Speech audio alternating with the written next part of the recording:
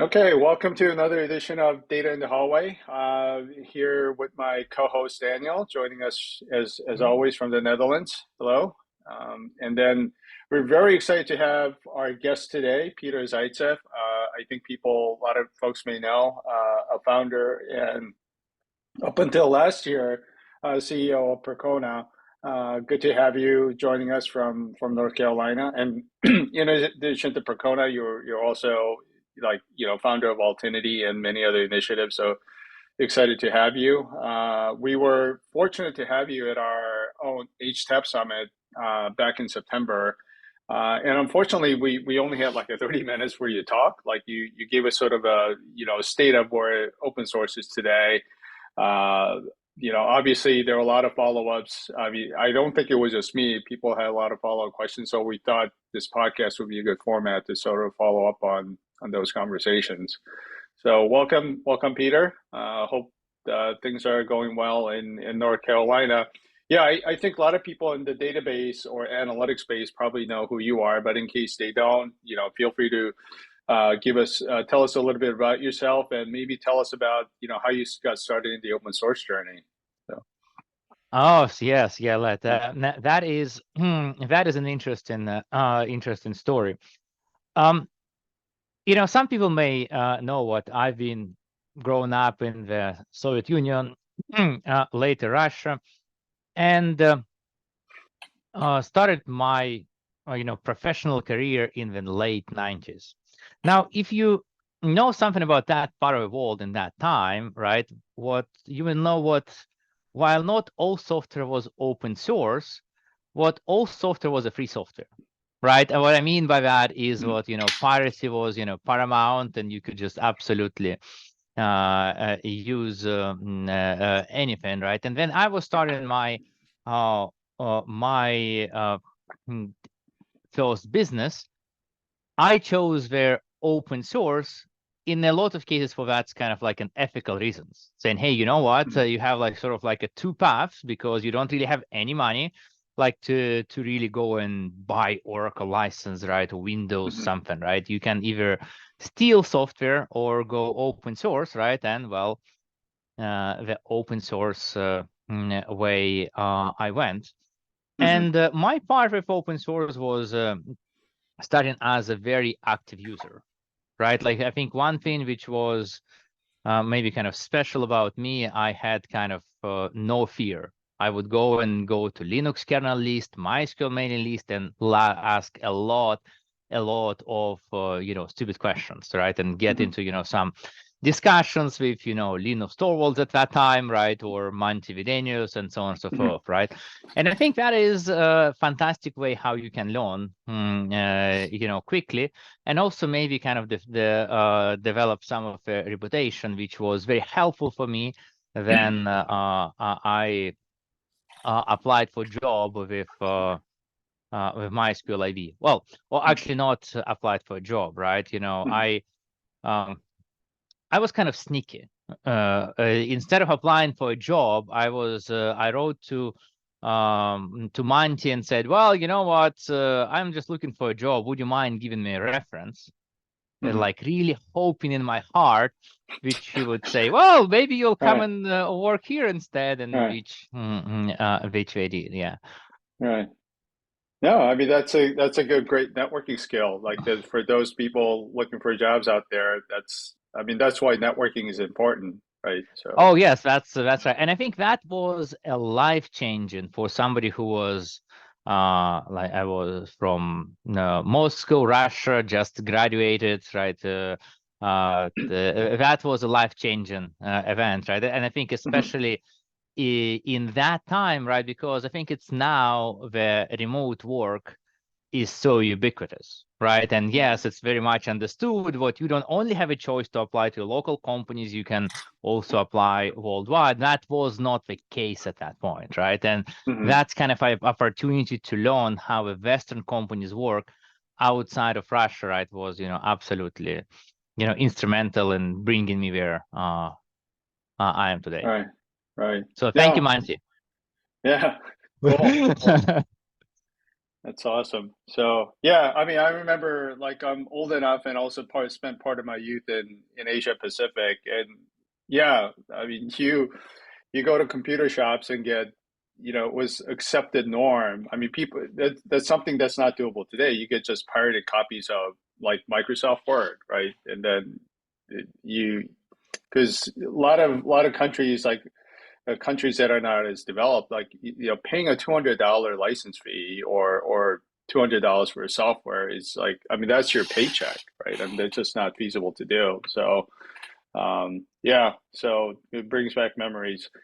So I mean, like, fast forward, I mean, I think like Percona's been around for like a 15, 17 years. I mean, you had established open source business for a long time. And in your talk, I think you talked a little bit about the challenges balancing like two commitments as an open source companies. You have commitments for your open source communities, and then you have your commercial commitments for your investors and for your employees and all that. I mean, besides Percona and besides companies that you founded, I mean, can you provide examples of companies that have done well in terms of those balancing act? It's definitely not an easy thing to do, but I wanted to see if you have good examples that you can offer. But Oh yes, yes, absolutely, right. First, yeah. let me maybe make a more kind of like a general statement, right? Because I Hmm. think if you look at that, right, if Hmm. you are somebody who is focused on like a financial outcomes first and foremost, you'll be very likely tempted to go and to pivot away, right, from that's kind of an open source focus, right? And especially Hmm. at that time where, at some point you can be, growing the community pretty fast, right? Growing, customer base and so on and so forth. Well, sooner or later you reach to some sort of saturation point, right? Unfortunately, Hmm. there are only so many developers, right? Or wherever DBAs, right? Or wherever your audience is, right. And then many companies obviously switch to focus on much heavier monetizing, right. And that goes to saying, well, we need to make those folks to pay. Well, and that generally where we do away Hmm. with open source license, right? I mean, Right. how that happens, right? So now, what you think about people who say they want to balance kind of more, right? I think there are kind of two interesting paths. The one is what I see is increasingly prevalent, is important, is this split of their non-commercial community, right, often foundation-based, Hmm. and the commercial companies around that, right? You can see a lot of successful projects in this case. Think about Right. Linux, think about Docker, oh, not Docker, sorry, Kubernetes, right? Think Hmm. about Postgres, right, in the database space, right? And that's kind of one approach. Now, if you Hmm. think about the corporation, I think the most open source friendly folks I've seen, these are some smaller companies in Europe, right? And I think why Europe here is very interesting and specific because many people in Europe, they are for good and bad, but they are not as financially motivated, right? I think in US it's all about, hey, you know what, just go ahead and kind of like and make money, right? Hmm. In Europe, right, it's often like live a life. Like maybe heard this saying about, well, in the open source, like in Europe, people work to live, right? And then in UN society, they live to work, right? Kind of like a very kind of highlighting this in the opposite point of view, right? And Daniel, you may correct me, right, if I'm off here, right? You're completely correct. Yes. Yeah. So, and I think the same thing applies to open source, right? There, I think where you would see a lot of their American companies saying, "Hey, we are here to make money, and open source is." Maybe helping us on a part of a path or not, right? Where Hmm. some of the European folks, again, like typically like a smaller company say, hey, you know what? I want to do things I love. I want to contribute to open source software, and I maybe being able to build some lifestyle professional services business around that, right? So, but that is, I think, what so often happens. Cool. Okay. Yeah. You know, having, you know, both worked at foundations and smaller startups, right? The journey is definitely, I mean, like the point you made, especially for early stage startups, you see a couple of stepping stones for companies as they grow, whether it's financials or number of employees, or and then it's how you balance or manage those transitionary periods. I think that's what's challenging, and it's probably true for, you know, all businesses, whether you're open source or not. I mean, the other thing I liked about your talk, and I mean, the recordings for all the talks from HTAP Summit are available, so I'll include a link to your talk in our description so people can watch, and I highly recommend people do that. One point that in your talk, what I liked about the point you made was that, you know, whether from proprietary to open source, there's a spectrum.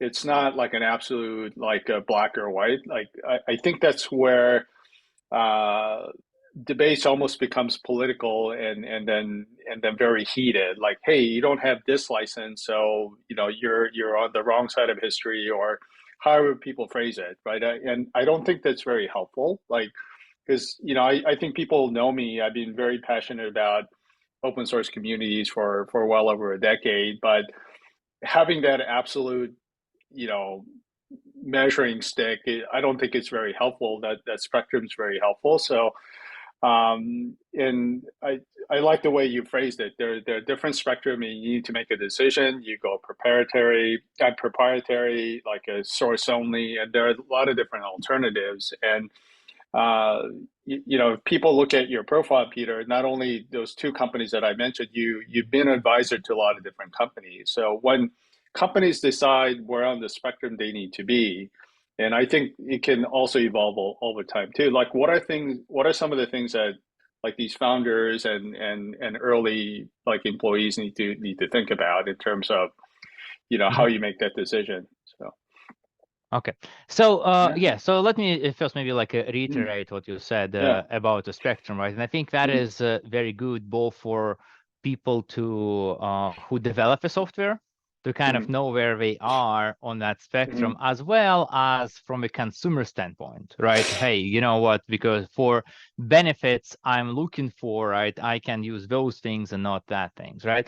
And to me, like a big unfortunate, right, in this case is what in kind of an open source community, folks try to simplify that to kind of, you know, black and white. Are you this or are you that, right? And that is, of course, very, I think, problematic, because that makes things kind of more combative where they should be, right? And I think, unfortunately, so far in the industry, right, there is no advocacy kind of for this kind of spectrums, and hey, let us understand where you are, right? Like if you think about OSI, for example, they say, well, you know what, we're only about the open source, and if you are, you know, over the fence, you're dead to us, right? Well, which is not very very practical, right? Because I think there's a lot of open source software which have a non really like OSI approved open source license, but which is better than let's say your fully nasty old-fashioned proprietary Oracle license, right? Now, when you think about choosing the license, right?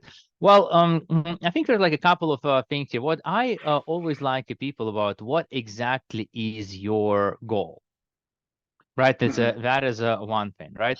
And the second one, and that will kind of sounds nasty, right? But it is, let's say, how exactly you think about ethics, right? Why? Because if you think a lot of very successful companies, and not just an open source, they are practicing from day one bait and switch solution, right? And it may not be, you know, just about the open source companies. I like to mention to people somebody like Uber. Hey, what are we going to do? We are going to, you know, subsidize to give you like extremely inexpensive rides to kind of get over, you know, like a taxi companies and whatever out of business, and then you will be paying, you know, like a lot of money later on, right, when you have to recoup our costs, right? That is, of course, kind of, this tactics, which is, well, like a little bit kind of taking advantage of your users and customers, right? And that's very common, and that can be very successful. And it's up to you to see wherever that is a business you want to participate on and not, right? Because one of the practically successful ways, proven many times now in the open source space, is exactly that bait and switch. You open source, you have like a license, you get community, you get contributors, so they help you to build that awesome product, and then you can say, thank you.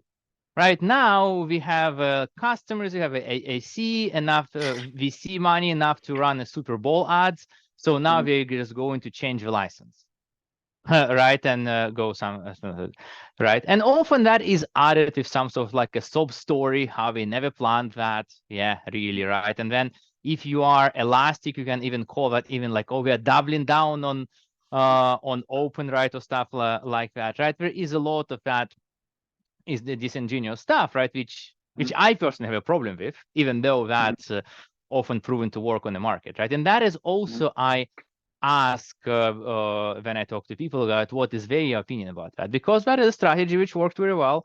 But on ethic basics, I would not go with something, right? I would be kind of maybe more honest in this case and pick what you can have on the license, right? In my opinion, the very good mix right now, right, is probably something as like a very permissive license for some core components. Like I think about that like an open core, right, or because that drives adoption, right, and then maybe some sort of source available or proprietary license for broader sets. Right. What is interesting, though, right? I would continue. I think because there's so many customers have been burned recently, right? Hey, we standardize on Terraform, right, on Elastic, and they just said, hey, guys, we change the license, and now that completely doesn't work for a business, right? Well, they are going to be really looking at more than vendor promises. Right. And what I would expect in this case is what it will make more sense for vendors to say, hey, we actually want to donate our core software to a foundation, right? And to separate, right, those two things, right? You can think, for example, Vitess and PlanetScale. They are doing that, thing, pretty well. They donated Vitess to CNCF, right? And that is open source project, and you can be sure PlanetScale cannot just say, oh, we're changing license on Vitess anymore, right? And they're building their SaaS stuff, right, on additional solutions, right? Right. So I think that is a kind of very good model to consider moving forward. Yeah, I think that's quite good, not only for our customers and maybe the company itself, but also for people who want to contribute to software, because I wouldn't be happy to contribute software and then suddenly the license changes and I have to pay for the thing that I made months before. Yes, absolutely, right. And I think that is what you would see, right? I think that the contributors community, that is the one which always feels the most hurt with the license changes, right? Of Elastic of its world, right, and like Terraform, right, and such. Yeah, I mean, especially they contributed their own time, and they wouldn't even pay for those contributions. I mean, they may have gotten interesting swag over time, but that wasn't what motivated them. Like they wanted to build something in an open source fashion, and that gets taken away from that. So well, and again, like that all goes into that bait and switch, because like what companies does, what every company do to attract the contributors, let's build it together. Right, we want you to feel the owner, what you are contributing to building that great thing, right? And then when the license changes, thank you. You know what? Now you actually have to pay if you want to get access to that a great thing you had to build, right? I think people are rightfully pissed about that. Right. Cool. Yeah, and then sort of, I want to point out like the other end of the spectrum. I mean, your company could have one of those OSI quote unquote approved licenses, but if you don't act in an open and transparent fashion, like you're not fostering the contributor community or working with them or actually listening to them, then you're being kind of disingenuous too. Like you sort of have a quote unquote open source, like, a banner, but if you don't act like an open source community or a project, then I think that's also a problem. And Yes, yeah. Well, yeah, you're absolutely yeah, right, right? And this yeah. is what I kind of personally work now, right? Which I, Hmm. probably will publish in a few months, right? Is some of the Hmm. open source scorecard, if you will, Hmm. right? To really help Yeah. to rank a project on the dimensions, because yes, we have seen a lot of stuff in this case, right? I think what you would Hmm. sign, for example like Red Hat, saying, hey, you know Hmm. what, we are going to try to claim what we're open source company and have like a GPL license, but use overrule in the book to really have our software inaccessible to the Hmm. customers, right? Unless they're paying subscription, right? Or Right. another company like a MariaDB was always Hmm. kind of like open source for subscribers only, right? Where MariaDB Enterprise, well, guess what? Like it's open source because it's based on MySQL, but unless you are a subscriber, you cannot get access to that. Right, and there I think Right. like even Oracle and MySQL can also be in blame on another stuff, right? But I think what they have been Right. doing is this kind of like a dropship open source, right? Which is also kind of frowned upon, right? Instead of saying, hey, we Right. are developing in public, right? And instantly you can see commits, right? And you can have your open source community react to that, test it, maybe help it to be a little better. That's not what Oracle does, right? They're doing some Hmm. good development in the MySQL, but it's just being dumped right Hmm. here. Right. Take a look at it, right, on a regular basis, right, which is not very developer friendly. Hmm. Yeah. Yeah. So I think the point is, whether you call it like a community edition or your core product or your kernel, you can still maintain an open source community and be open about that and work in a transparent fashion. And then you can still have a layer over it, like enterprise edition or cloud edition or whatever it is. And that could be, like you said, it could be in a spectrum, source available, even proprietary, and that sort of allows you to extract value and have paid customers. But I mean, there is a balancing act that you can do. It's Yeah. certainly not possible without pulling the rug under people's Yeah. yeah.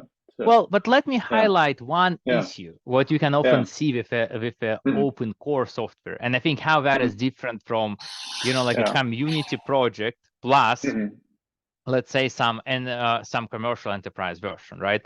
Mhm. This is, you can think about like some of the reserved features, right? Mhm. Because what happens in this case, what is if community wants to develop something, right? Mhm. Right. Which is there in your enterprise edition, right? And that is Mhm. often what conflict happens, right? Mhm. Now, because now if you think about the example I had with Planet Scale and Vitess, if Vitess community wants to, using their resources, right, implement some of the things which Planet Scale has in enterprise version, they can, right? Mhm. Of course, we don't have as many resources as the Right. enterprise company, so we have to be much more selective, but nothing prevents that. With open core, it happened kind of all the time, right? I mean, you would Right. see many companies say, no, no, no, thank you, but we want that to be proprietary, right? You don't want Mhm. that to be, and we had like example, like even in MySQL, there was like somebody who, re-implemented some of MySQL enterprise functionality, came to Oracle, say, hey, can we contribute that to open source Mhm. MySQL community? Because we kind of need it, right? And we're a Mhm. company using MySQL community. They say, nope, that is kind of too close to our enterprise version. Well, then they went to contribute that to, to Percona instead. Right. Right. Yeah. So, yeah, that definitely does happen. So, cool. So, I mean, I was having this conversation with my friends the other day. I mean, not just about open source, but I think this year is, I mean, the past 12 months or maybe even 15 months has been pretty tough for the tech industry in general, especially in the US. Mm-hmm. I don't know, like, Dan, you can correct me if I'm wrong. I don't know if it was a little bit more I mean, people in Europe were a little bit more shielded on this, but in terms of people getting laid off and job cuts have been pretty tough in the US. And so, I mean, I was thinking about this, like, because I'm in open source, am I just overly sensitive to people like getting laid off, people's like philosophies changing, companies changing licenses, and because I thought to myself, am I just being naive? Had this like ideal what the open source should be, and should I? I mean, I don't want to just accept it. I want to be able to sort of be critical of things what some people are doing, but because I mean, it may not even be software. I'm a big fan of like a whatever device, right? And the company decides to change directions, and that's their prerogative. Like, am I being too naive or ideal about how companies should operate? I mean, I don't know if there's a I mean, you have an answer for that, but I was just like wondering out loud with my friends the other day over beer. But yeah. Yes, well, what I think in this case, it's kind of interesting, right? Yeah. This case, right? What are incentives Hmm. in the market, right? And how they can be changing, right? If you look at Hmm. for decade or more before, right? If you accept venture capital, right? Hmm. It was often like, hey, you have to have a very, very ambitious growth plan, right? When you are really investing in growth, right? Having a huge losses, right? Hmm. And for a long while, right? And that was kind of encouraged, right? And if you just say, hey, you know what, you're going to have like let's say a relatively slow growth and stay safe, right? Then Hmm. you can then you're probably not a company, right, which would be investable in this regard. But of course, that means when the winds change, then you have to get like a drastic solutions, right? That's why we see things like big layoffs, right? We can see Hmm. some like bankruptcies coming up, right? When the companies Hmm. absolutely need to raise the money, but they don't have any, right? And we also see this changing of the open source license as one of solutions, right? Because Hmm. if you look at on paper, that looks as a very good thing and saying, hey, look at that. We have a community, right? Hmm. Only, let's say, 2% pays us. And now if we just implement that change, we can make maybe 10% pay. That is immediate cash injection. And you know what? We may Hmm. be able to avoid a line of bunch of people, right? And I think that is, Yeah. again, like a very, really like a tricky decisions to make, right? Where you think about uh, your commitment to your staff and your commitment to your open source community, right?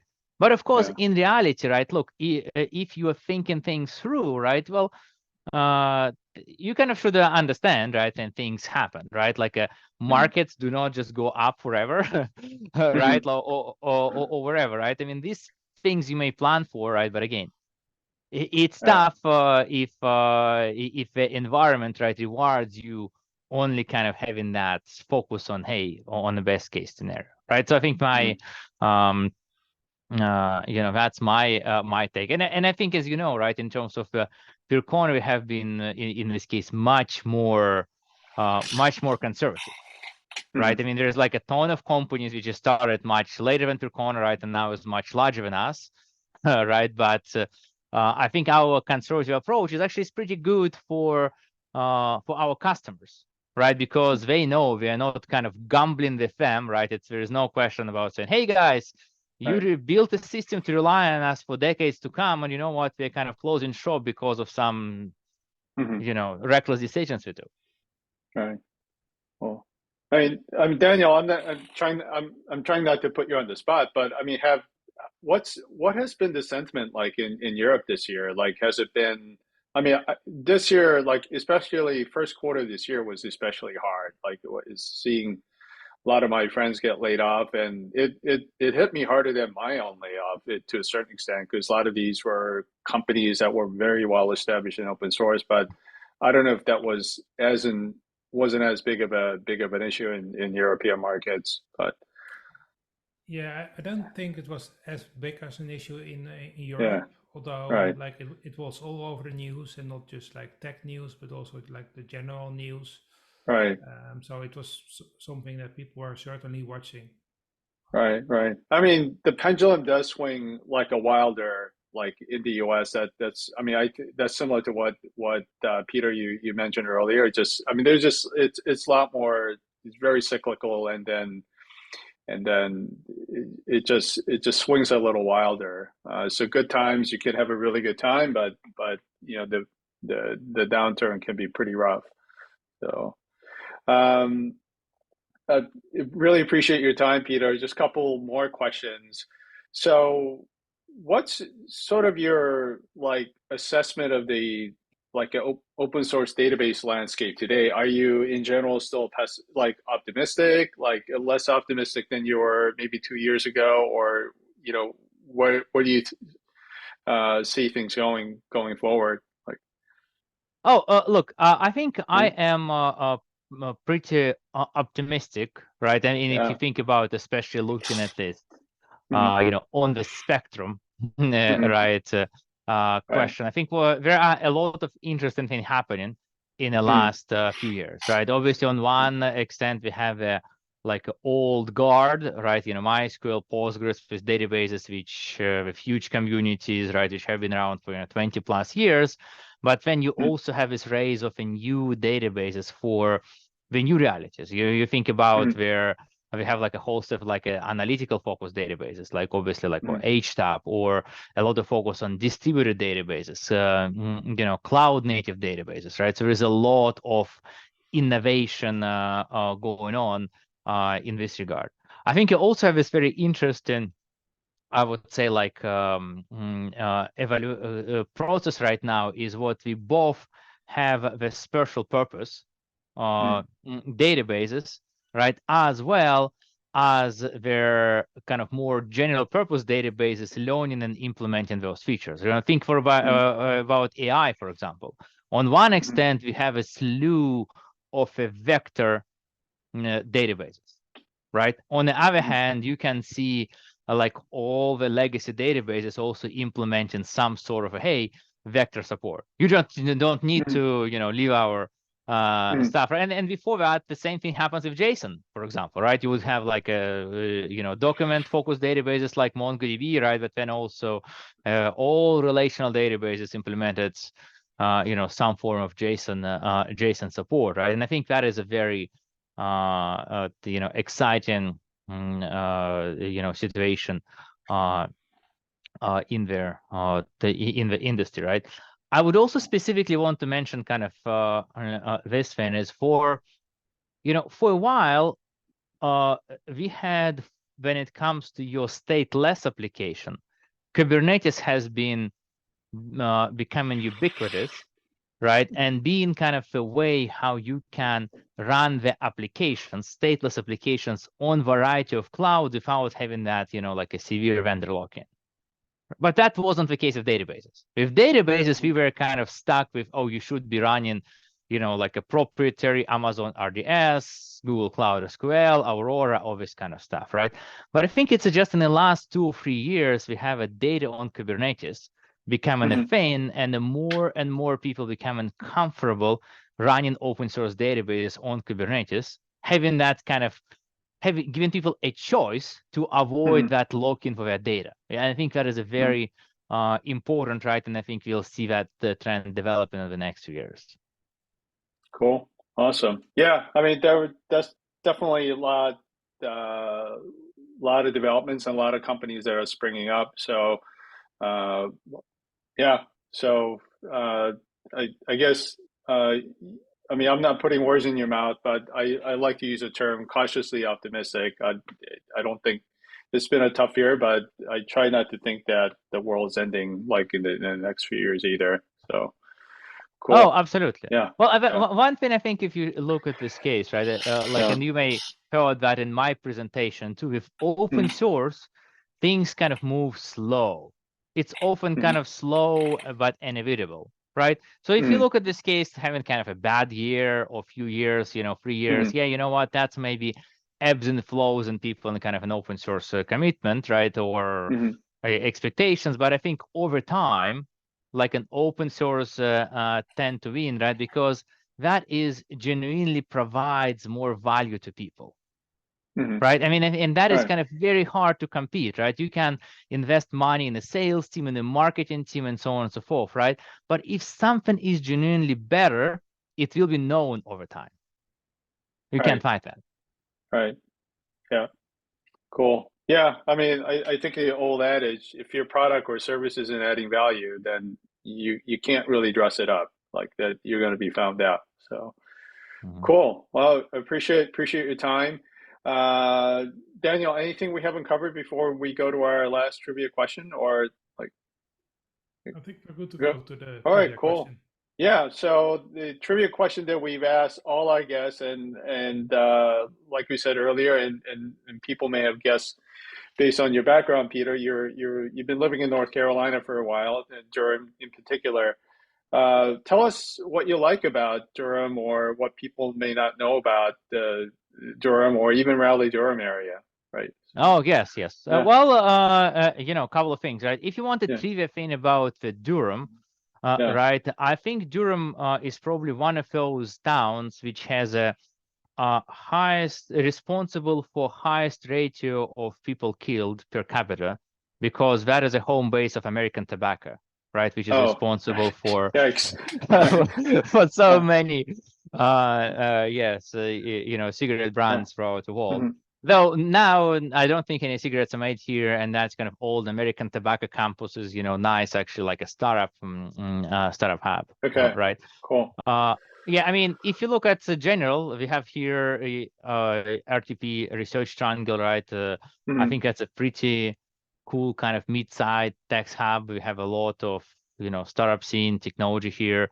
I had even kind of rumor what we had like a highest ratio of PhDs as a percent of populations Right, kind of here, right? Because of a lot of, you know, big universities.